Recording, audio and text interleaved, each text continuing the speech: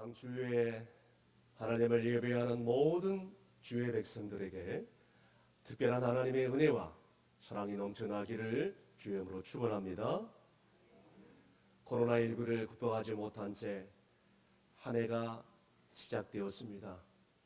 한 해가 시작되면 뭔가 달라질 것 같았는데 들려오는 소식은 좋은 소식보다는 암울한 소식이 계속되고 있습니다. 한 가지 반가운 소식은 백신 접종이 2월 달에 이루어진다는 그런 소식이 들려오지만 그 소식으로 말미암아 조금이나마 위안을 사지만 이제는 들려오는 소식에 교회에 계속되는 집단 감염 소식으로 인해서 너무나도 많은 그런 부담감과 고통스러움이 몰려오고 있다는 사실입니다.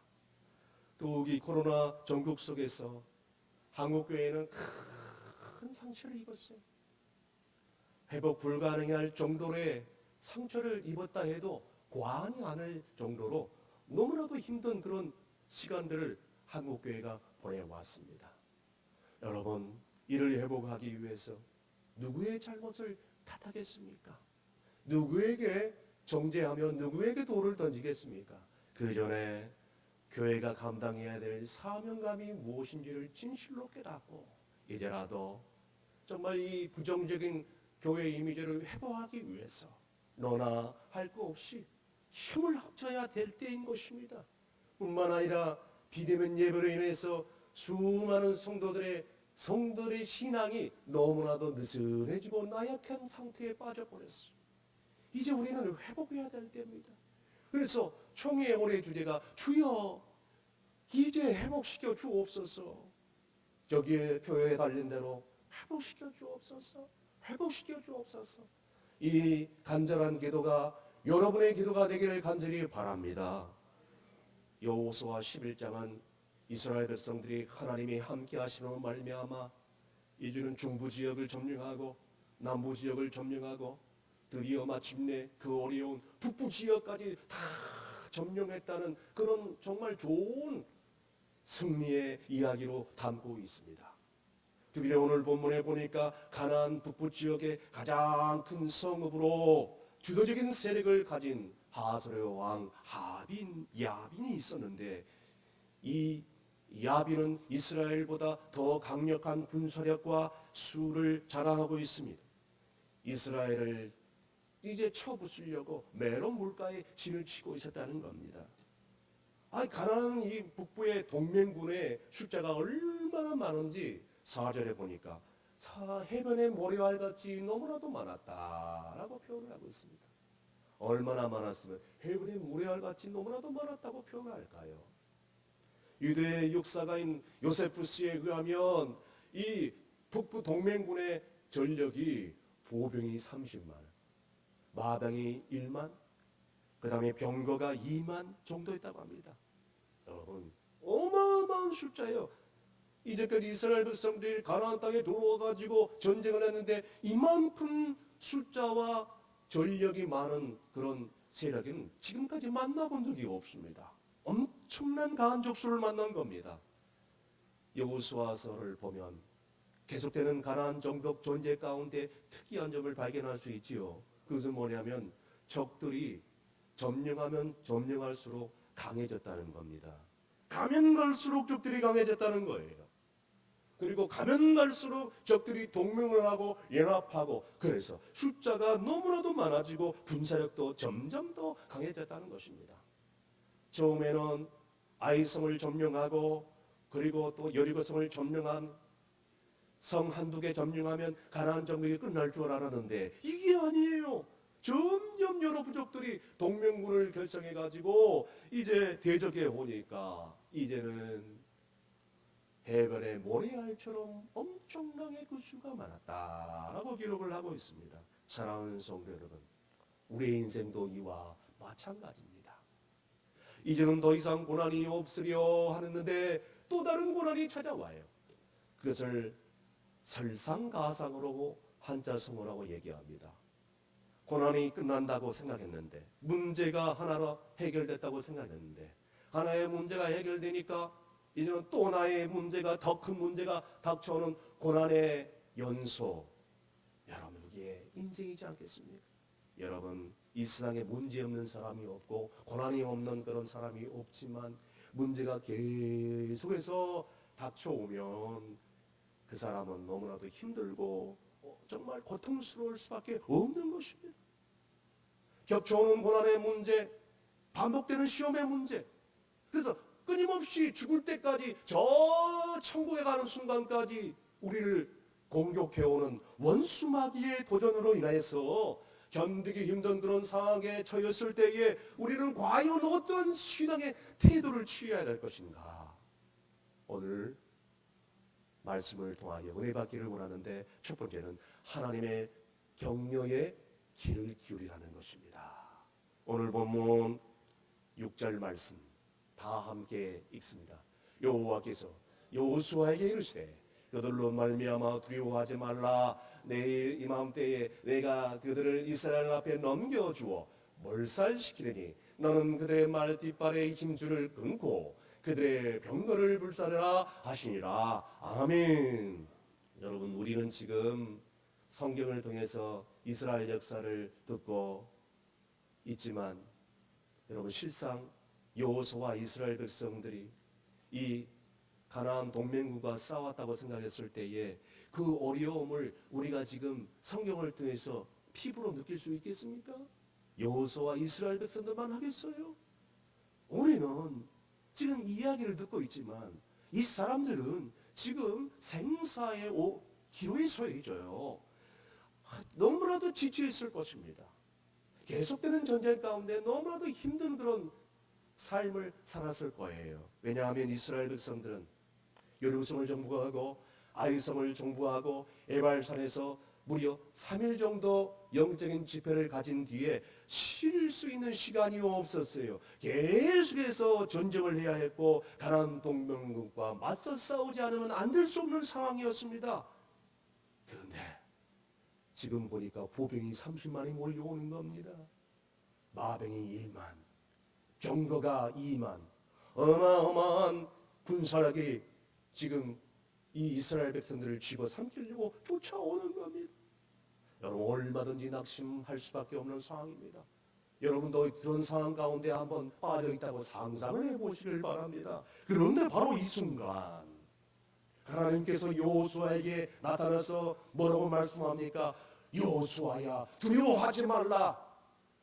내가 너와 함께하지 않느냐. 내일 밤 때쯤에 이스라엘 백성들 앞에 모든 적군들을 다 내가 불살라 버릴 것이다. 할렐루야. 야, 여호수아가 하나님의 음성을 듣고 얼마나 많은 격려와 위로가 됐겠어요. 여호수아도 인간인지라 이스라엘 백성들을 지도하고 이끌려면 얼마나 많이 두려웠겠어요. 너무나 두려운 가운데 있는데 여호와 하나님의 음성이 들리고 이 위로의 말씀을 들으니까 얼마나 많은 격려와 위로가 됐겠어요. 세상이 줄 수 없는 평안과 기쁨으로 충만할 수밖에 없었던 것입니다. 두려워하지 말라. 내가 너와 함께하지 않느냐. 내일 밤따쯤에 너 앞에 있는 모든 원수를 내가 불살라 버릴 것이다. 이렇게 말씀해 주고 있는 것입니다. 그렇습니다. 하나님께서는 하나님의 자녀가 당하는 고난과 시험을 그냥 내버려두지 않습니다. 친히 동행해 주실 뿐만 아니라 오늘 이 시간에도 우리를 위로해 주시고 격려해 주시는 분이 바로 우리 하나님이시네요. 믿으시면 아멘 하시길 바랍니다. 그분이 나와 함께 하신다는 것. 여러분 바울 사도가 그 힘들고 어려운 고린도 지역에 복음을 전했을 때 얼마나 많은 죽음의 위협을 당했습니까? 얼마나 많은 생명의 위협을 당했습니까? 복음을 전한다고 얼마나 많은 고통 가운데 회방자들이 그냥 바울이 가는 곳곳마다 따라다니면서 복음을 못 전하게 하고 돌을 던지고 매를 때리고 감옥에 갇혀 죽을 위기 가운데 빠뜨려 버리고 그날 밤 정말 죽음의 위기가 앞에 얼마나 많은 그런 매를 맞았는지 고통스러워 통증 가운데 있는데 주님이 사도 바울에게 나타나 말씀하기를 바울아 두려워 말고 잠잠하고 말하지 말라. 내가 너와 함께 있으니 너를 어떤 사람도 대적하지 못하게 할 것이니까. 왜냐하면 이 성중에 내 백성이 너무 많음이라 라고 말씀하지 않았습니까? 두려워 말라. 바울이 이 주님의 격려의 위로의 말씀을 듣고 너무나도 용기를 얻어서 하루도 못 견딜 어려운 그런 상황 가운데 있었지만 한 시간도 못 견딜 어려운 그런 고통 시간을 겪을 수밖에 없었지만 이 주님의 위로의 메시지를 듣고 그는 일어섭니다. 그리고 담대히 나가서 고린도에서 그렇게 힘든 목회지역 고린도에서 무려 1년 6개월 동안 복음을 전하고 많은 열매를 거둘 수 있었던 것입니다. 그런데 여러분, 우리가 감당하지 못할 시험을 하나님께서 준 일이 없다고 말씀해 주셨는데 우리는 조그만 시험이 오고 조그만 그런 어려움이 오면 너무나도 두려워하며 불안하고 초조해하지 않습니까?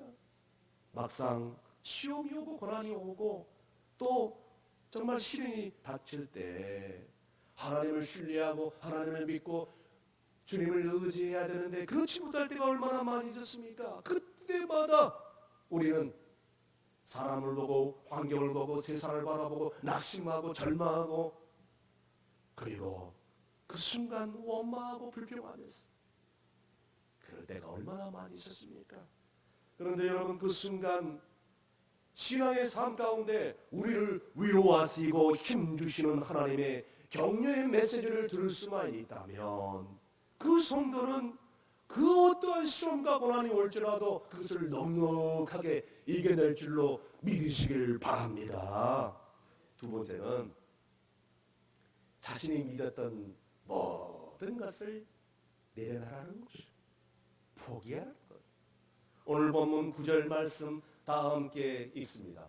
여호수아가 여호와께서 자기에게 명령하신 대로 행하여 그들의 말 뒷발에 힘줄을 끊고 그들의 병거를 불로 살라더라. 아멘. 하나님께서 여호수아에게 격려의 메시지를 한 다음에 그 뒤에 뭐라고 말씀하느냐? 6절 말씀에도 똑같은 말씀을 하고 있습니다. 너는 말 뒷발에 힘줄을 끊어버리라. 그리고 눈에 보이는 모든 병거를 다 뭐해라? 불살라버려라 라고 지금 얘기를 하거든요. 9절에도 똑같은 말씀을 해주고 있습니다. 그들의 말 뒷발의 힘줄을 끊어버리고 그들의 모든 병거를 다 불살라버려라. 두 번이나 똑같은 말씀을 해주고 있습니다. 아까도 제가 말씀드린 것처럼 이스라엘 백성들을 대적하러 오는 이 가나안 동맹군의 군사력은 어마어마합니다. 보병이 30만, 마병이 1만, 병거가 2만. 이스라엘 백성들은 세 발의 피고 전쟁을 해봐야만 합니다. 아이들 말로 게임이 안 됩니다. 자, 이런 상황에 오합지졸인 이 이스라엘 백성들인데 이 북부 동맹과 도저히 대적이 될 수 없는 그런 상황인데 마병도 기병도 말도 군사력도 그 다음에 무기도 전혀 없는 그런 상황 가운데 있었는데 여러분, 그런데 하나님께서 여호수아 백성들에게 뭐라고 얘기하느냐? 말 뒷발의 힘줄을 다 끊어버리라는 거예요. 말 뒷발의 힘줄, 여러분, 말 뒷발만 힘줄이 있습니까? 인간에도 발 뒷발에 힘줄이 있잖아요. 그걸 뭐라 그래요? 영어로 아킬레스건이라 그러잖아요. 운동선수들이 아킬레스건 끊어지면 여러분 그 순간 뛰지도 못하고 걷지도 못하잖아요. 이 말의 아킬레스건을 끊어버리라는 거예요. 그래서 말이 움직이지 못하도록 만들어버리라는 거예요. 싸움대에 나갈 수 없어요. 말이 움직일 수가 없습니다. 또한 병거들을 다 불태워버리라고 얘기했습니다. 여러분 생각해 보세요. 이거 너무 아깝지 않아요? 이거 병거들 모아다가 수많은 말들 모아다가 잘 매겨가지고 나중에 쓸 수 있잖아요. 또한 전쟁에 나갈 때 써도 되고 여러 가지 다용도로 쓸 수 있지 않습니까? 그런데 이런 것들을 다 없애라. 여러분, 이것이 뭘 의미하냐? 하나님이 모두 없으라는 말씀은 내가 너희들과 함께 있는데 이런 말이 무슨 소용이 있으며 경고가 무슨 소용이 있느냐? 내가 지금까지 너희들과 함께 하지 않았느냐? 전쟁에서 나와 너희들과 함께 해서 이 모든 적군들을 다 물리쳐 준 분이 누구냐? 바로 내가 아니지 않느냐? 그런데 지금 뭐가 필요하느냐? 라고 지금 얘기를 하는, 우리는 이해할 수 없어요. 우리의 상식과 논리로는 이해할 수 없습니다. 그러나 보세요. 이제까지 이스라엘 백성들이 군사력으로 승리했나요? 아니에요. 이제까지 지금까지 이스라엘 백성들이 뭐가 많아가지고 승리했나요? 아니에요. 여러분, 그런데 이스라엘 백성들이 이 가나안 정복 가운데, 전쟁 가운데 단 한 번도 피한 적이 없다는 거예요. 누가 함께 하니까? 하나님이 함께. 할렐루야. 하나님이 함께 하시면 승리할 수 있기 때문인 줄로 믿습니다. 그래서 하나님께서 말의 뒤 힘줄을 끊어버리고 병거를 다 불살라버려라 라고 지금 얘기를 한 거예요. 사랑하는 여러분, 어떤 시험이 오든 어떤 고난이 오든 여러분 계속해서 오는 고통 속에서 여러분 벗어나기를 원하십니까? 우리 가정에 새해에도 계속되는 이런 반복되는 악순환이 올 수도 있어요. 새해 이 나라 민족에도 작년과 동일한, 아니 더 어려운 고통이 찾아올 수 있어요. 한국교회와 충성교회가 더 어려운 시련의 시간들을 보낼 수 있습니다. 그러면 여러분 우리가 해야 될 일이 무엇입니까? 하나님을 원망하고 세상을 원망하고 누구를 탓하면서 살겠습니까? 하나님이 오늘 여호수아와 백성들에게 뭐라고 말씀하고 있습니까? 너희들이 지금까지 의지했던 모든 힘줄을 다 끊어버리라. 무슨 말이냐면 나 외에 믿었던 것, 너가 신뢰하고 의지했던 모든 것을 다 포기해라. 내려놔라. 그래야 내가 너와 함께하고 너에게 놀라운 기적을 보여주지 않겠느냐. 무엇인가 내가 알 수 있다고 생각하는 오만함과 자만함을 내려놔라. 그래야 너에게 놀라운 능력을 행할 수 있지 않겠느냐. 사랑하는 성도 여러분, 지금까지 인생을 살아오면서 내가 뭔가 할 수 있다는 생각, 내가 뭔가를 하고 내가 뭔가를 이루었다는 생각, 이 오만함과 이 자만함 십자가 앞에 다 내려놓기를 주임으로 축원합니다. 그런데 대부분의 사람들이 이것을 알긴 알아요. 그런데 내려놓지를 못합니다. 포기하지를 못해요. 그러니까 계속되는 악순환의 반복이에요. 계속되는 어려움 속에서 벗어나지를 못하는 거예요. 여러분, 저는 지금까지 교육종사자를 포함해서 26년째 목회를 하고 있는데 수많은 사람들을 많이 만났고 경험을 했고 상담을 해왔습니다. 그런 가운데서 공통적인 특징을 발견했는데 고난 중에 시험 중에 있는 성도들을 상담하면서 느낀 점이 있는데 그 사람들이 대개 고난을 당하는 이유, 시험을 당하는 이유는 뭐냐? 다른 사람, 환경, 상황, 그게 아니다라는 거예요. 물론 그런 이유도 있을 수가 있어요. 근데 대부분 고난 당하는 이유는요, 자기 자신 때문이에요. 예를 들자면 여러분 분별력이 부족하거나 영적인 지혜력이 부족하거나 이래서 고난을 당할 수가 있어요. 그래서 너무 또 무지하거나 훈련을 받지 못해서 이런 고난을 당할 수도 있어요. 순종하라고 했는데 순종하지 못하고 너무나도 자기의 고집을 내세우고 교만하거나 고집을 내세거나 미련함 때문에 당하는 시험과 고난이 너무나 많은 것을 저는 발견할 수가 있었습니다. 그래서 성도님, 장로님, 권사님, 집사님, 이런 문제가 있으니 고치세요. 이거를 고쳐야 당신도 살고 가정도 살고 교회도 삽니다 라고 충고를 하면요, 어떤 사람들은 그 말을 받아들이지 않아요.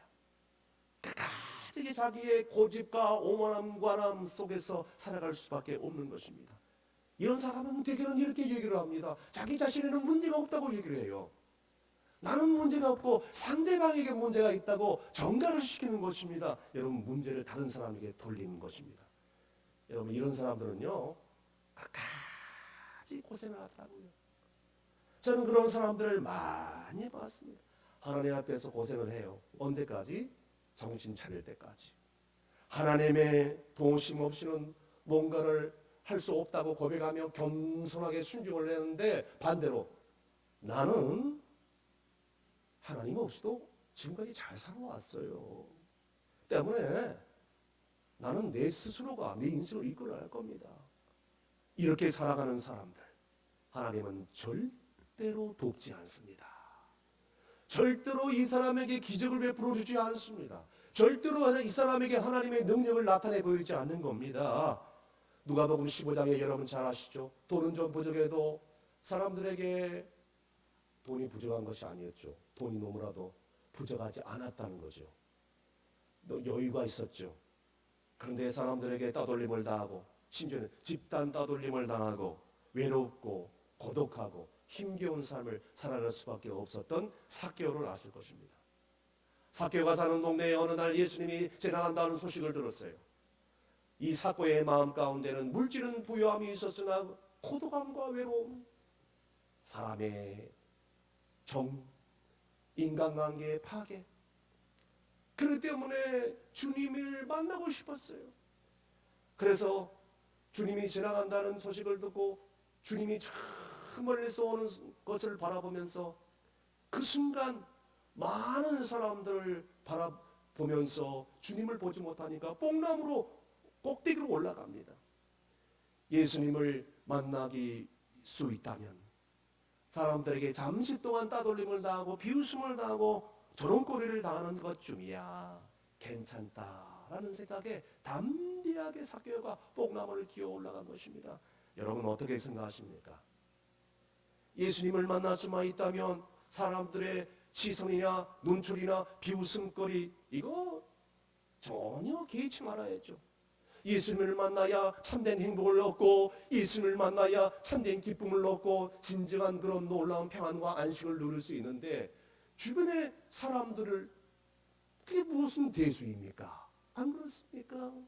주님을 만나는데 잠시 동안 비웃음거리가 돼도 여러분 괜찮다고 생각하시는 그런 성도들이 돼야 되는 거예요. 그런데 대부분의 사람들은요, 하나님께 인정을 받지 못하고 영원히 하나님께 버림받 받은 것보다도 뭘 생각하느냐? 사람들에게 당하는 비웃음, 사람들이 바라는 눈초리, 이것 때문에 부끄럽고 두려워합니다. 얼마나 어리석은 사람입니까? 미국에 가장 인기 있는 TV 프로그램을 인도하는 MC 오프라 윈프리라는 한 흑인 여성이 있습니다. 이 전 세계 사람들이 보는 TV 프로그램의 MC인데요. 이 오프라 윈프리는 미국뿐만 아니라 전 세계 수만 명의 사람들이 이제 바라보는 그 인기 프로그램에서 세계에서 가장 영향력 있는 방송인 가운데 한 사람으로 꼽힌다고 합니다. 이 사람이 인도하는 쇼를 보려고, 프로그램을 보려고 수많은 사람들이 매일매일 시청을 한다고 합니다. 그런데 그녀가 이렇게 영향력이 있는 그런 MC가 되고 방송이 될 수 있었던 중요한 원인이 있었다고 합니다. 그 중에 하나가 그녀의 솔직함 때문이랍니다. 그녀는 알고 보니까 상처가 많은 여인이었어. 어렸을 때 사생아로 태어난 그런 여인이었어. 그래서 할머니 할아버지 손에 자랄 수밖에 없었어요. 그럼에도 불구하고 신앙의 그런 할머니 할아버지로 인해서 성경을 암송하고 성경을 배웠고 3살 때에 교회에 나가서 하나님 말씀을 읽고 듣고 암송하는 것이 그의 인생에 있어서 큰 영향력이 있었다고 얘기를 하는 것입니다. 그녀는 자신이 진행하는 프로그램 속에 수많은 과거의 아픔을 가진 사람들이 오기도 하고 전화를 걸어주는데 그 사람들과 함께 나누고 생각을 같이 하고 그들의 상처를 싸매주고 도둑을 안아주는 그런 MC였다고 합니다. 상처 입은 사람이 나오면 그 상처를 공감해주고, 울고 있는 그런 사람이 나오면 같이 울어주고, 기쁜 일이 있으면 같이 기뻐해주는 그런 사람이었다고 합니다. 그뿐만 아니라 상처 입은 사람들 앞에서 자신의 과거를 과감하게 터놓고 얘기하는 그런 사람이었다고 합니다.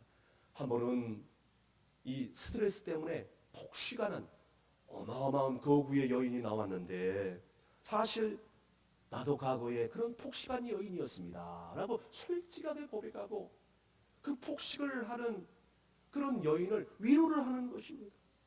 마약 중독에 빠져 있는 사람이 찾아왔습니다. 여기서 헤어날 수 없다고 고통 가운데 얘기를 했는데, 자신도 과거에 마약을 한 경험이 있다고 얘기를 하면서 그 사람을 위로해주고 어떻게 살아야 될지 방향을 설정해주고 안내를 해주는 것입니다. 뿐만 아니라 심지어는 남자에게 폭행을 당하여 고통 가운데 자살을 꿈꾸는 사람이 있었는데, 여인이 있었는데, 그 여인에게 자신이 어렸을 때 당했던 그 폭행의 스트레스 과거를 솔직하게 다 드러내면서 그녀를 바라보는 수많은 그런 사람들에게 감동 감화를 주기도 했다고 합니다. 핵심은 그녀는 숨김없이 솔직하고 진실함이 있었기 때문에 그녀로 세상에 유명한 영향력 있는 방송이 될 수 있었다고 합니다. 사랑하는 성도 여러분, 아직까지도 여러분 하나님과 사람 앞에 숨길 것이 있습니까? 여러분 아직도 세상 앞에서 내가 뭔가 있다고 자랑할 거리가 있습니까? 우리가 십자가 앞에서 무엇을 자랑하겠습니까? 오늘 아직도 내 교만함이 살아 움직이고 있습니까? 나의 어리석음이 오늘도 하나님 앞에 걸림돌이 되지는 않습니까? 하나님과 나만이 알고 있는 죄가 있지 않습니까? 하나님과 나만이 아는 장애물이 있지 않습니까? 오늘 이 시간 이후로 하나님과 나 사이에 가로막고 있는 모든 장애물들을 다 거침없이 치워버리고, 세리장 세리처럼 주님을 만난 뒤로 주여 나는 죄인입니다. 주여 나는 죄인입니다. 주여 내 소유의 절반을 가난한 사람들에게 다 나누겠습니다. 할렐루야. 여러분 이 솔직한 고백이 하나님의 놀라운 은혜와 역사가 일어난다는 사실을 잊지 마시길 간절히 바랍니다.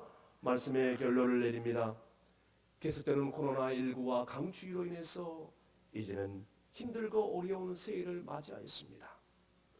우리의 인생 앞에 쉼없이 몰려오는 반복되는 고난과 이 시험, 어떻게 하면 이 반복되는 악순환의 줄을 끊어버리고 하나님의 축복의 줄을 부여잡겠습니까? 어떻게 하면 하나님의 놀라운 기적의 은혜를 새해에 체험할 수 있겠습니까? 오늘 본문에 나와 있는 것처럼 계속되는 시험과 악순환 가운데서도 우리는 영적인 신앙생활을 통하여서 하나님으로부터 오는 격려와 위로의 음성에 귀를 기울일 수 있어야 될 줄로 믿습니다. 하나님의 격려의 메시지는 죽음의 자리에서도 벌떡 우리를 일어나게 할 것입니다. 주님의 말씀은 우리를 고난의 삶 가운데서도 벌떡 일어나서 생명의 삶으로 행복한 삶으로 이끌어 주실 줄로 믿습니다. 뿐만 아니라 지금까지 신앙생활을 하면서 내 자신이 그토록 믿었던 정말로 하나님 앞에서 부끄러운 것들 다 십자가 앞에서 포기하고 내려놓고 이제라도 하나님 앞에서 진실하게 솔직하게 이제는 엎드릴 수 있기를 바랍니다. 주님이 말씀합니다. 심령이 가난한 자는 복이 있나니 하나님 나라가 저희 것이다 라고 말씀. 어제나 오늘이나 변함없는 신실하신 하나님이 새해에도 함께 하실 것입니다. 내 방법대로 살지 마시고 하나님의 방법대로 살아서 내가 그토록 믿었던 그것들 다 끊어버리고 이제는 하나님의 인도하심과 하나님의 기적을 부여잡고 어떤 시험과 혼란이 올지라도 승리할 수 있는 여러분이 되시기를 주의 이름으로 축원합니다. 기도하시겠습니다. 우리와 함께 하신 하나님 아버지, 새해에는 더 큰 고난이 없으려니 했는데, 새해에는 더 큰 시험이 없으려는 했는데, 설상가상으로 몰려오는 고난이 몰려올 때 주여 우리가 어떻게 해야 되겠습니까? 그동안 내가 믿고 의지했던 힘줄을 다 끌어버리고 진정으로 하나님 말씀 앞에 순종하는 삶을 살게 하여 주시옵소서. 쉼없이 몰려오는 이 고난 가운데 하나님으로부터 또 오는 주님의 격려의 메시지와 음성의 귀를 기울여 다시 한번 일어나 주님의 기뻐하시는 삶의 자리로 나갈 수 있는 복된 하루가 될 수 있도록 은혜를 베풀어 주옵소서. 간절히 바라고 원하는 것은 내 고집대로, 내 아집대로 내 생각을 내세우지 않게 하시고, 하나님이 원하시는 방법대로 하나님이 기뻐하시는 삶으로 순종할 때 반드시 고난이 지나고 시험이 지나고 하나님의 은혜가 임하게 될 줄로 믿사오고 예수님의 이름으로 기도합니다. 아멘.